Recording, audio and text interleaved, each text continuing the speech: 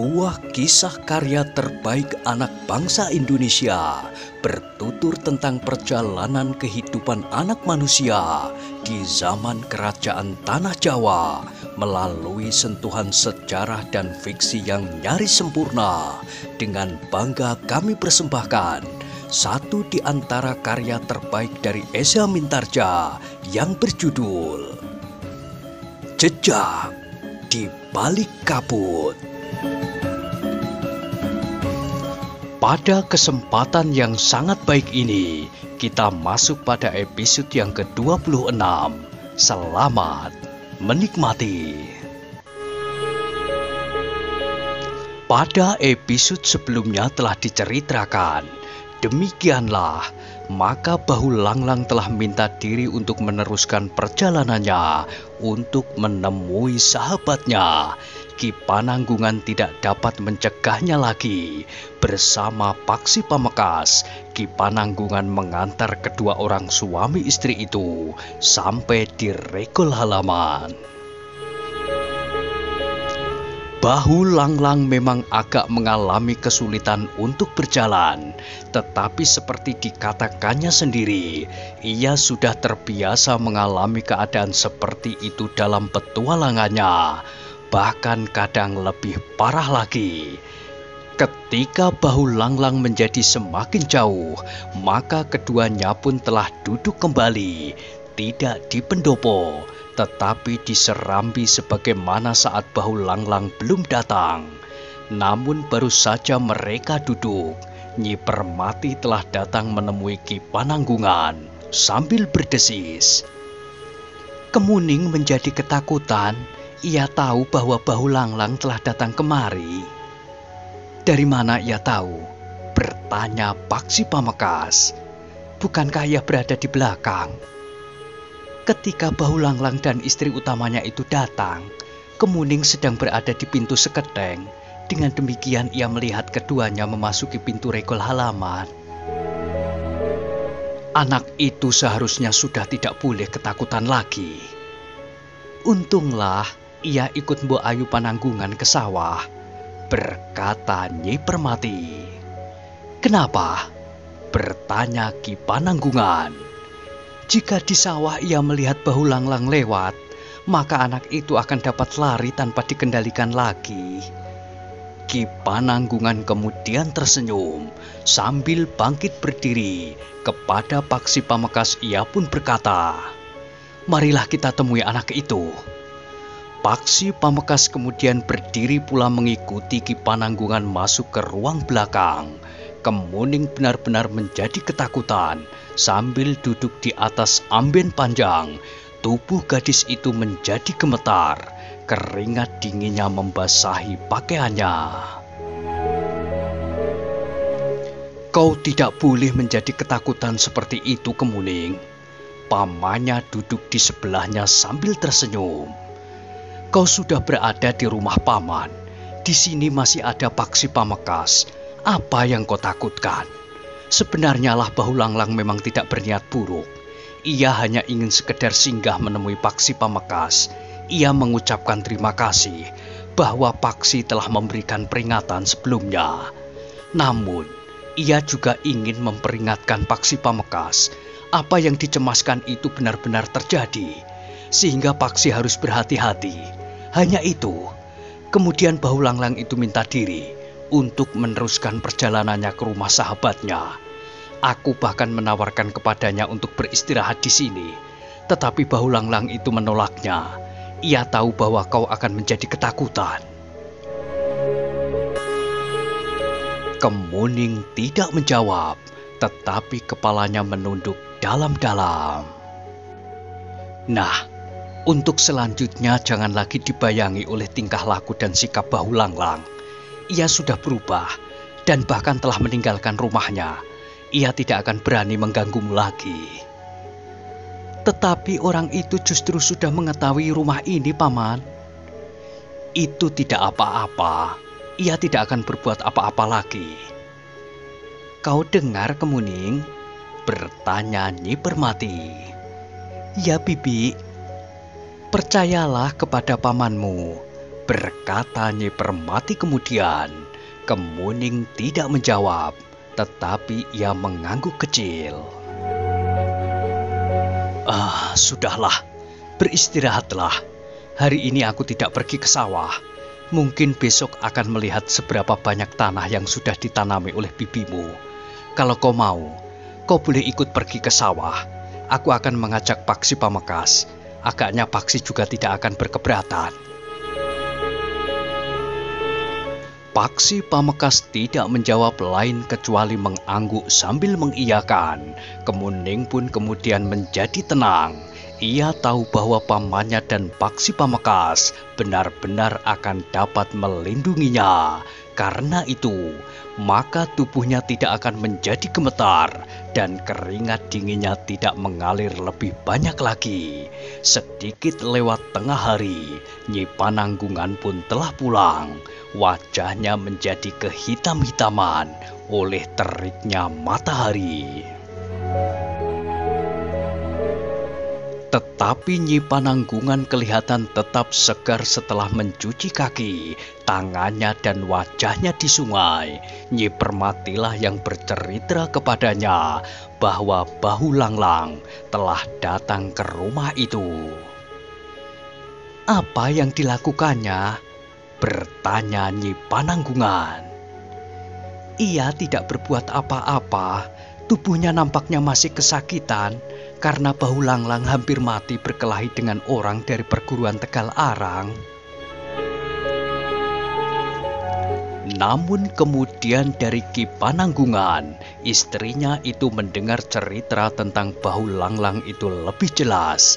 Di hari berikutnya, seperti yang dikatakan Ki Pananggungan yang pergi ke sawah bersama Nyi Pananggungan telah mengajak Kemuning. Kelak, kau pun harus dapat turun ke sawah, berkata Nyi Pananggungan. Aku sudah biasa melakukannya, Bibi, jawab Kemuning. Aku juga sering pergi ke sawah bersama ibu, sebelum tiba-tiba ibu dan ayah menghilang. Bagus, berkata Nyi Pananggungan. Kau akan menjadi gadis yang terampil. Kemuning tidak menjawab.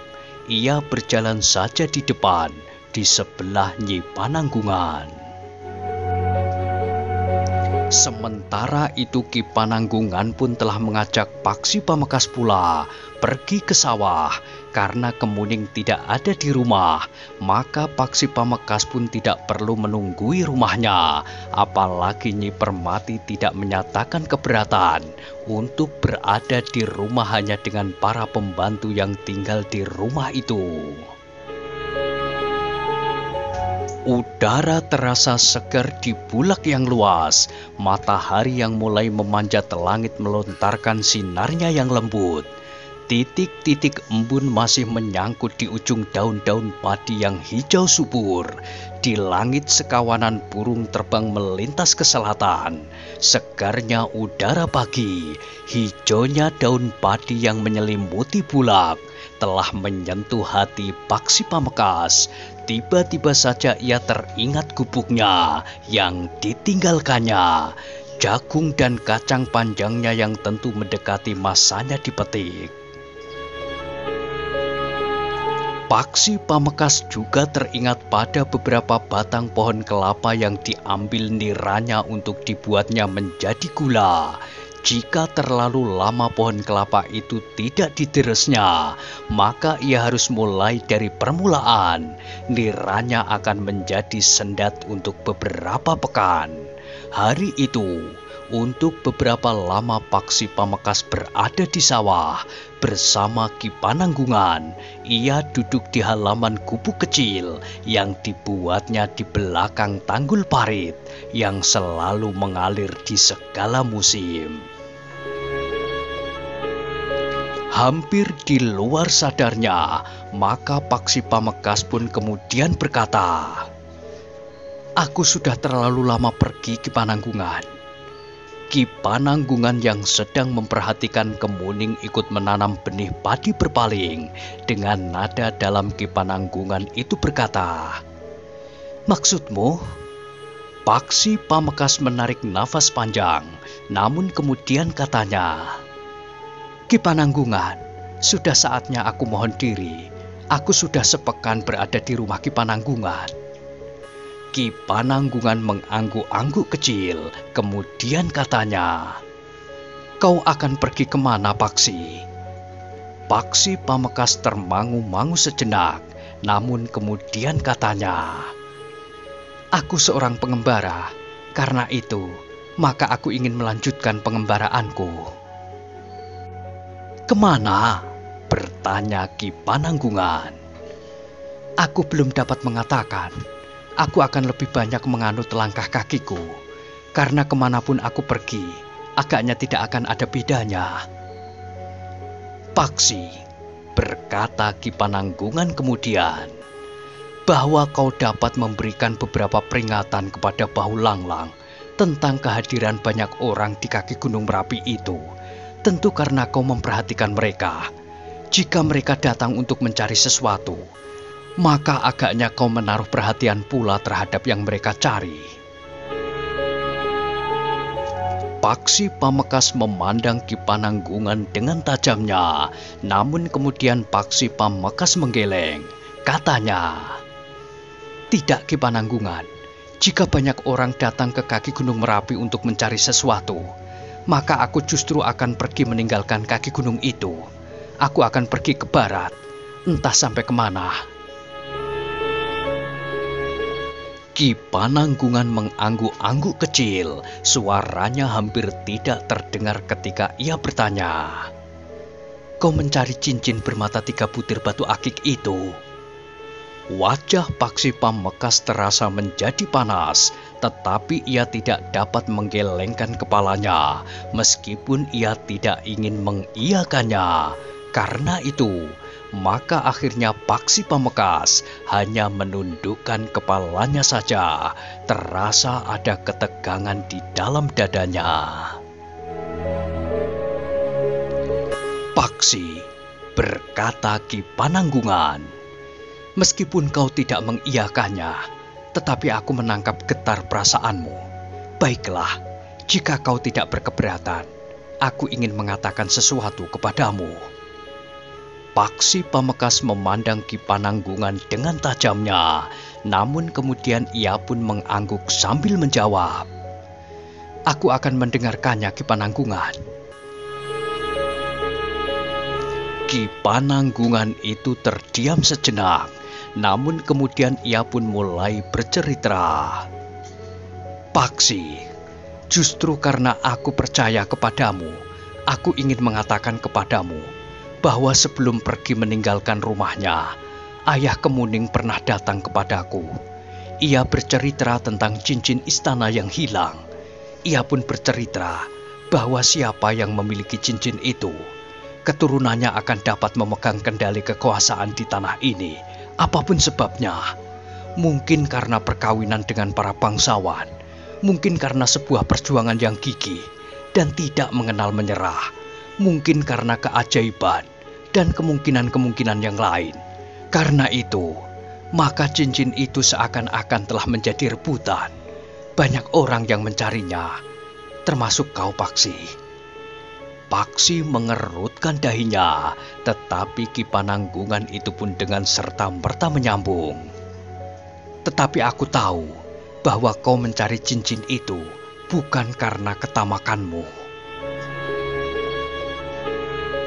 Paksi Pamekasan menarik nafas panjang.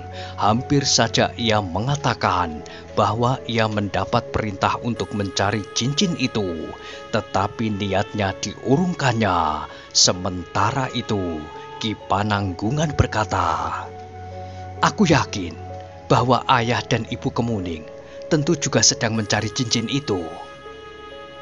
Tetapi kenapa mereka sampai hati meninggalkan Kemuning sendiri? Tidak sendiri, tetapi bersama Nyi Permati.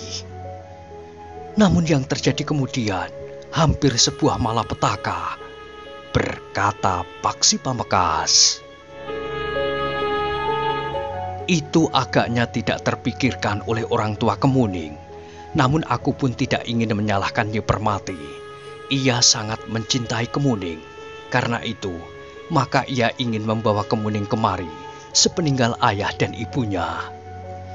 Paksi Pamekasan mengangguk-angguk, sementara itu Ki Pananggungan pun berkata, "Sebenarnya lah, Kemuning bukan anak kedua orang yang dikenalnya sebagai ayah dan ibunya itu."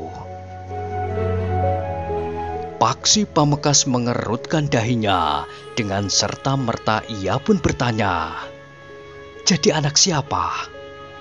"Anak Nyi Permati itu sendiri." "Oh." Paksi Pamekasan menarik nafas dalam-dalam, tetapi ia justru tidak dapat mengatakan sesuatu. Anak itu tidak pernah melihat ayahnya yang sebenarnya, yang meninggal sebelum Kemuning dilahirkan. Paksi Pamekasan masih saja mengangguk-angguk. Dengan ragu-ragu ia bertanya, "Apakah Ki Pananggungan tahu siapakah ayah Kemuning yang sebenarnya?" "Ya, aku tahu. Ayahnya seorang perwira prajurit, tetapi ia gugur di dalam tugasnya bersama-sama dengan orang yang harus diburunya.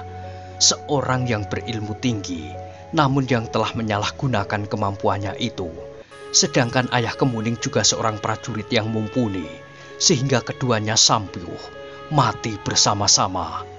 Bedanya, tubuh ayah Kemuning mendapat perlakuan baik dan terhormat, sedangkan lawannya tidak."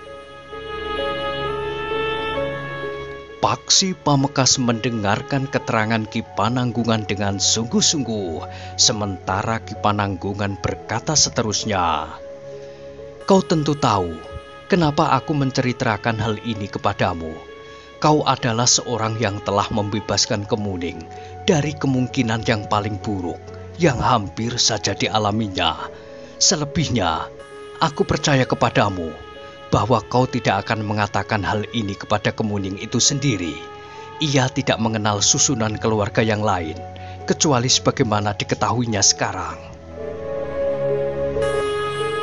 Paksi Pamekasan pun menjawab dengan sungguh-sungguh, "Tentu Ki Pananggungan, aku tidak akan mengatakan yang sebenarnya. Aku tahu bahwa hal itu akan dapat membuatnya menjadi gelisah, tidak hanya untuk 1 bulan, tetapi tentu untuk waktu yang sangat panjang, sepanjang umur Kemuning sendiri. Nah, sebenarnya lah aku masih mempunyai maksud lain, bahwa aku bercerita tentang Kemuning. Jika pada suatu saat kau bertemu dengan tidak sengaja dengan kedua orang tua Kemuning, sementara kedua orang itu melakukan tindakan yang tidak terpuji, Kemuning jangan kau kaitkan dengan tingkah laku kedua orang yang dianggapnya orang tuanya itu. Karena sebenarnya lah, aku tahu bahwa kedua orang tua Kemuning itu kadang-kadang memang terdorong untuk melakukan apa yang tidak dilakukan oleh orang lain. Tetapi aku belum pernah melihat orang tua itu, Ki Pananggungan. Kau mungkin akan melihatnya." Paksi Pamekasan menarik nafas dalam-dalam, namun kemudian ia mengangguk-angguk pula sambil berkata, "Aku akan mengingatnya jika aku bertemu sengaja atau tidak sengaja, tetapi aku belum mengenal ciri-ciri kedua orang tua Kemuning itu." Ki Pananggungan pun kemudian telah menceritakan ciri-ciri dari kedua orang suami istri itu, sehingga jika Paksi Pamekasan bertemu dengan mereka, maka setidak-tidaknya ia akan dapat menduga bahwa keduanya adalah orang yang disebut sebagai orang tua Kemuning. Namun Paksi Pamekasan itu pun bertanya pula, "Tetapi Ki Pananggungan, apakah Kemuning mengetahui bahwa kedua orang yang dianggap orang tuanya itu sering melakukan tindakan-tindakan yang menurut tatanan kehidupan dianggap tidak baik?" "Aku kira tidak, Paksi." "Bagaimana dengan Nyi Permati?" "Aku kira Nyi Permati sudah mengetahuinya, tetapi sikap kedua orang yang dianggap orang tua Kemuning itu di rumah cukup pantas. Di rumah mereka tidak menunjukkan sifat-sifatnya yang kurang baik. Ia mengajari Kemuning untuk menjadi orang yang baik, melakukan pekerjaan-pekerjaan yang baik, sehingga sifat-sifatnya yang tercela itu tidak nampak sekali. Tetapi jika keduanya sudah keluar dari rumah mereka, dan apalagi menempuh petualangan panjang seperti sekarang ini, maka sifat-sifat itu akan nampak di mana-mana. Tetapi apakah orang tua kemuning itu berilmu tinggi? Ya, tetapi aku yakin bahwa kemampuan mereka tidak akan dapat mengimbangi ilmu Mungger. Apalagi jika gejolak jiwamu sudah mapan dan dapat kau kendalikan, sehingga tidak akan terjadi bahwa ilmu itu sudah kau lontarkan pada saatnya kesiapan wadakmu belum sampai ke puncak. Paksi Pamekasan menarik nafas dalam-dalam. Katanya, "Terima kasih atas peringatan ini, Ki Pananggungan. Jika pada suatu saat kau bertemu dengan gurumu, cobalah kau perbincangkan hal itu. Namun agaknya, tanpa orang lain kau akan mampu melakukannya, membuat keseimbangan itu." Sementara itu, matahari pun semakin tinggi. Paksi mengulangi menyampaikan niatnya untuk mohon diri.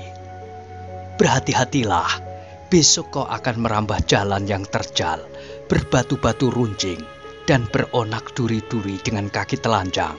Mungkin kau akan menginjak tajamnya batu padas, atau menginjak ujung eri kemarung, atau tunggak bambu yang patah. Aku mohon doa restu Ki Pananggungan. Tetapi aku tidak akan mencemaskanmu. Ilmumu dapat dipercaya, apalagi bagi anak muda seumurmu. Dalam waktu singkat, ilmumu akan berkembang semakin tinggi, sehingga orang-orang setua aku ini akan segera kau tinggalkan. Bahkan pada suatu saat, kau akan menjadi orang yang sulit untuk dicari duanya." Ki Pananggungan memuji aku, tetapi jika aku tidak kuat menyangga pujian, maka aku justru akan runtuh. Aku tidak memuji, aku mengatakan apa yang sebenarnya, tetapi kau tidak boleh memberi arti yang salah. Kau tidak boleh menjadi sombong dan besar kepala. Jika hal itu terjadi, maka kau benar-benar akan runtuh. Paksi Pamekasan mengangguk-angguk. Ia sama sekali tidak merasa tersinggung Ki Pananggungan berkata dengan jujur kepadanya. Karena itu, Paksi Pamekasan itu justru menjawab, "Aku akan selalu mengingatnya, Ki Pananggungan."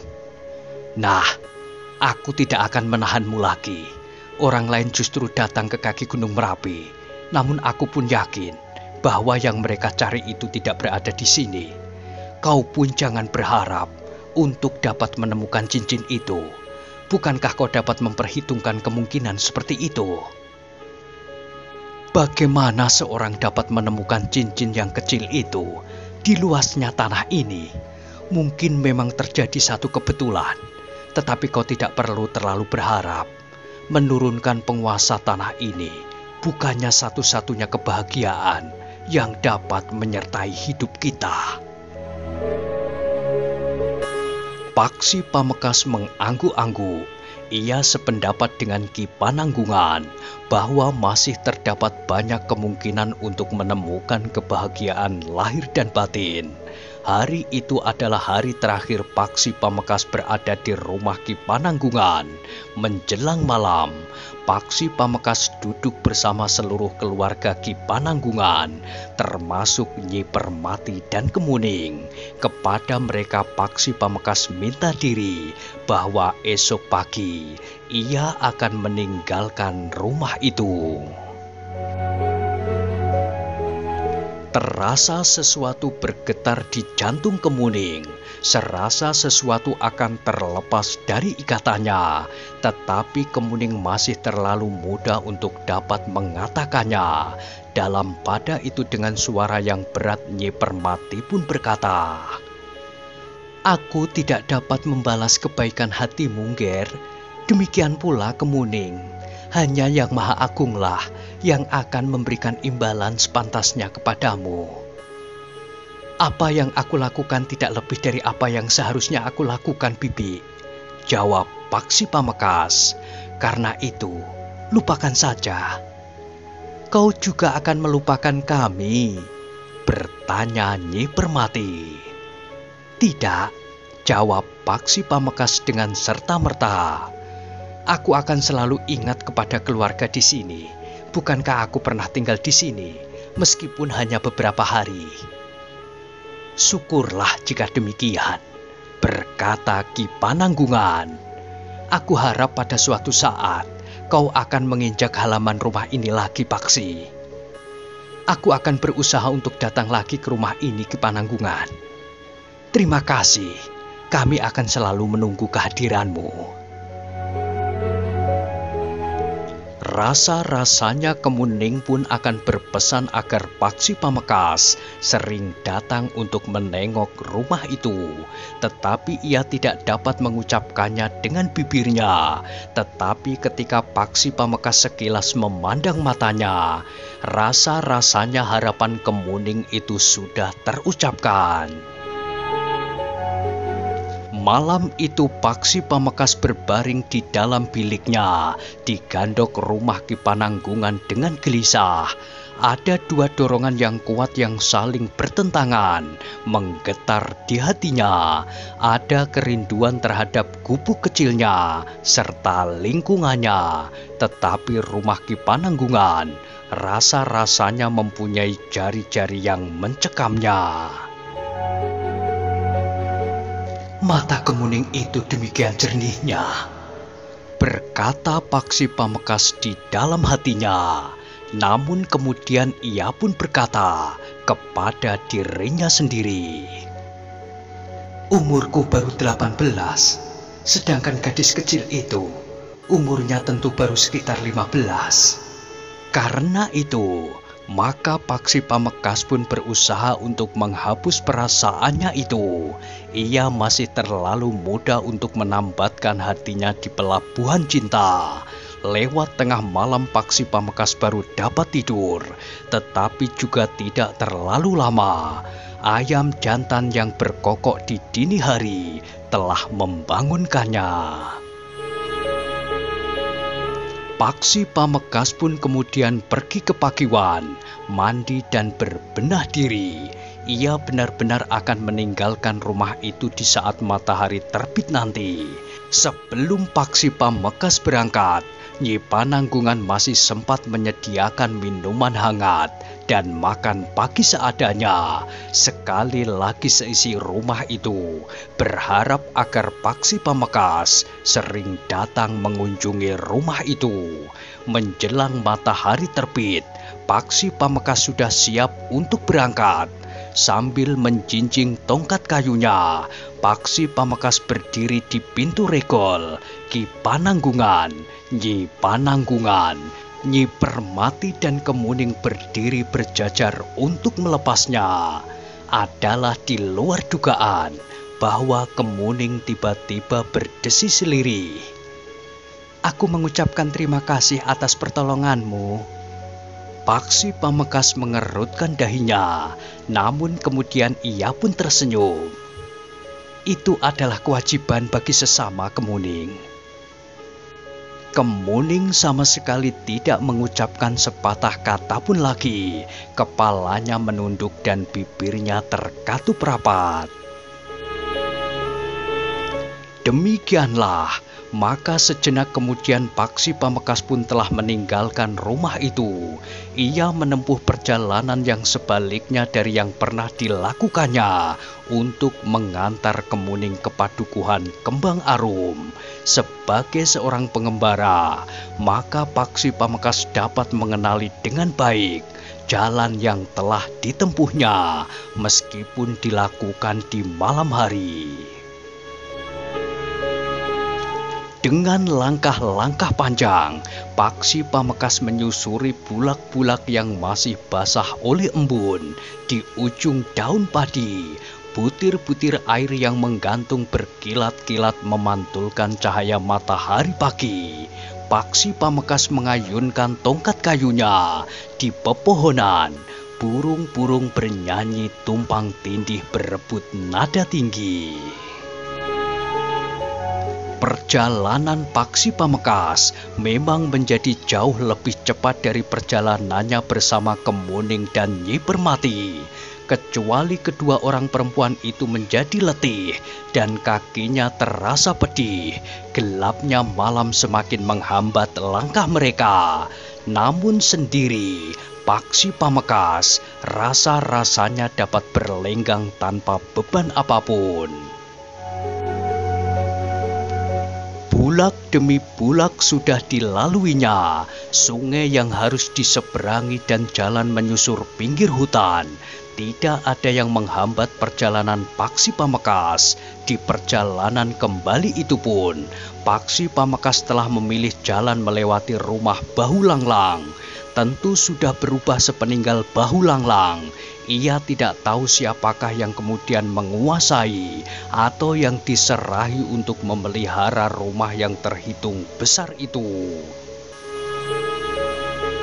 Matahari memanjat semakin tinggi, panasnya mulai terasa menggatalkan kulit. Semakin lama semakin panas. Ketika matahari sampai di puncak langit, maka Paksi Pamekasan telah berada di depan regol halaman rumah Bahu Langlang. Halaman rumah itu nampak sepi. Lewat pintu regol yang terbuka, Paksi Pamekasan dapat melihat halaman dan pendopo rumah yang sepi. Ia tidak melihat seseorang, tidak pula ada yang menjemur gabah. Tetapi Paksi Pamekasan masih mendengar lenguh seekor lembu di dalam lingkungan dinding rumah Bahu Langlang. Tetapi Paksi Pamekasan tidak ingin singgah. Jika ada orang yang mengawasi rumah itu dengan diam-diam dan tersembunyi, maka kehadirannya akan dapat menarik perhatian.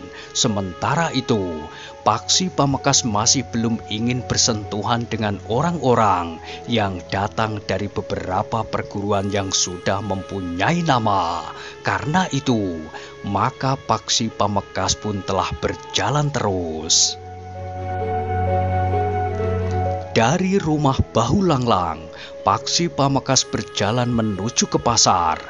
Di pasar itulah ia bertemu dengan Nyi Permati yang ingin menjual kain luriknya untuk memberi makan Kemuning, setidak-tidaknya untuk menunda derita yang akan dialami gadis itu.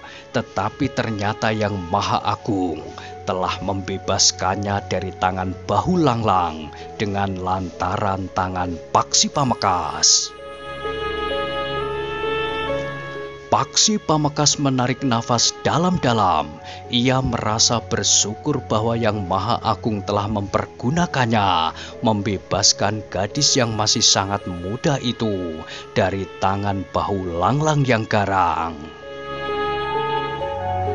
Ketika Paksi Pamekasan sampai di pasar itu, maka pasar telah menjadi sepi. Tidak lagi ada orang yang berjual beli, tidak ada pedati yang akan mengangkut kelapa. Yang ada di pasar itu hanya dua orang yang sedang membersihkan sampah dengan sapu lidi yang bertangkai panjang. Nah, bagaimanakah kisah selanjutnya? Silahkan ikuti terus kisah Jejak di Balik Kabut pada episode berikutnya. Sampai jumpa.